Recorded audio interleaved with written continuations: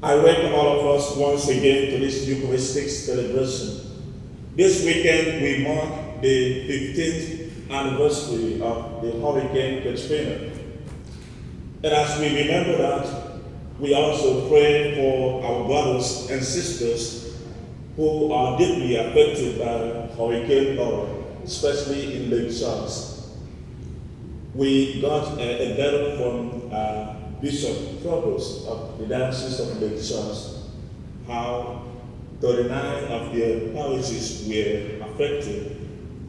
And if you are touched in any way while praying for them, and you may want to support or reach out to them, the parish is open to that, so that together with the Archdiocese, we can journey with these, our brothers and sisters, whose homes, property, and lives have been affected by Hurricane Laura.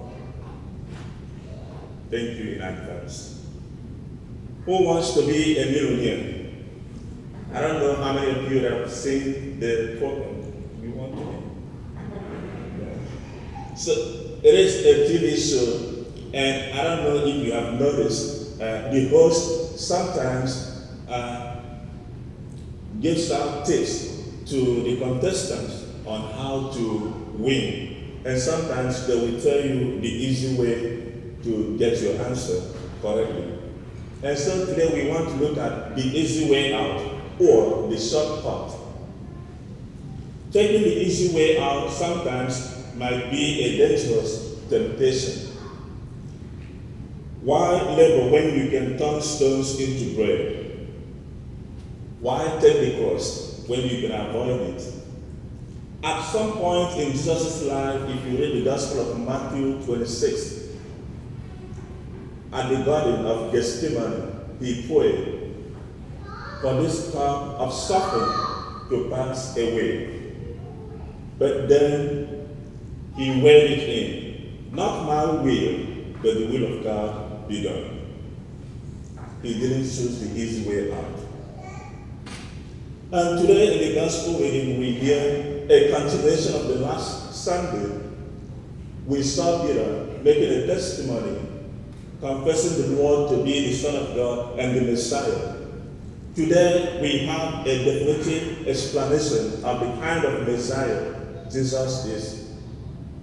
Before that, the people of Israel were longing and looking forward to a Messiah that will liberate them from the Roman governors and their oppressions. Not for someone who is coming to die like a common criminal. And this kind of thought was running in the mind and minds of the disciples. Peter, as usual, reached out. God forbid that you are going to die like a common criminal.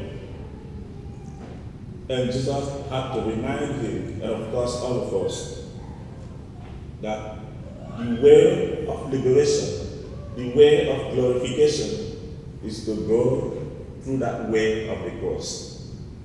For by the cross we have been saved and redeemed. And we heard him, he rebuked Peter. Get behind me, Satan.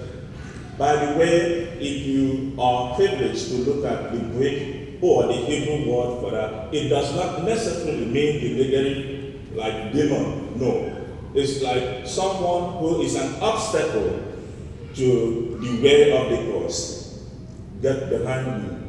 We can also pick something from that. Sometimes we may be on the way of perhaps in our life, families, job, career, and something is on the way as an obstacle. How do we get rid of the obstacle or not allow the obstacle to keep us from achieving what we want to do? So it was a moment of crisis for Peter, who is challenged to abandon the natural way that humans think and to embrace the countercultural divine way of thinking. And that is what we see in the second reading. Paul tells us, do not be conformed to the standard of this world. Rather, be transformed by the renewal of your minds. In that way, we can discern the will of God. We can know what is good, what is perfect, and mature. Jesus becomes an example for us. The will of God for him is to go the way of the cross. Do not be conformed to the standard of this world, but to embrace the ideas and the values of God himself. Earlier in the Gospel of Matthew, chapter 5, Jesus had warned his disciples and us. Light and salt of the world. Light has to make a difference to bring light in the darkness, the same way with salt. Otherwise, it loses its meaning.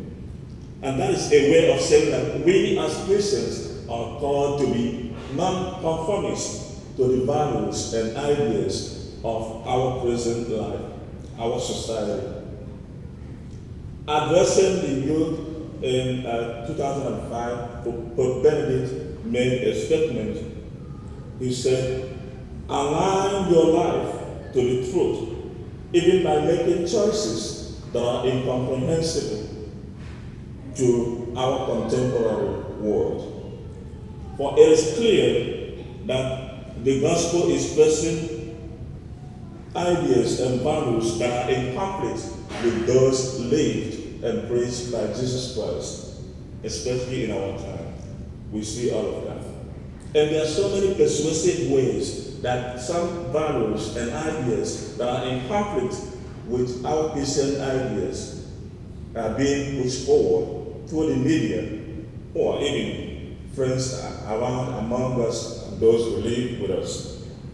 That is the real problem of our modern time. And behind this passive and timid attitude of many Christians is the unwillingness to take up the cross, the easy way out, or to go the way of the cross, to stand by the truth and to proclaim the truth, instead of being scared, of being looked as insensitive or politically incorrect. For instance, we can look at some of the intrinsic evil of abortion, contraception, sacredness of marriage and family, dignity of person, respect for all forms of differences, so that we are not scared of hurting anybody or feelings of anyone, but to stand always by the truth. Remember the Gospel of John chapter 8, 32. Only the truth can set us free. And if I am really your loved one, your friend, I owe you nothing but the truth all the time. Do not be conformed to the standard of this world, but through renewal of your mind to discern what is good, perfect, and mature. The second aspect of today's reading asks us to carry our cross and follow him. Discipleship. Take up your cross. Your cross. It means every one of us has our cross to carry. Take up your cross. It means self-denial. Not in a negative way, though. To deny myself of my ego, to humble myself to walk after him, and not to walk before the Lord, like some people might be tempted to do.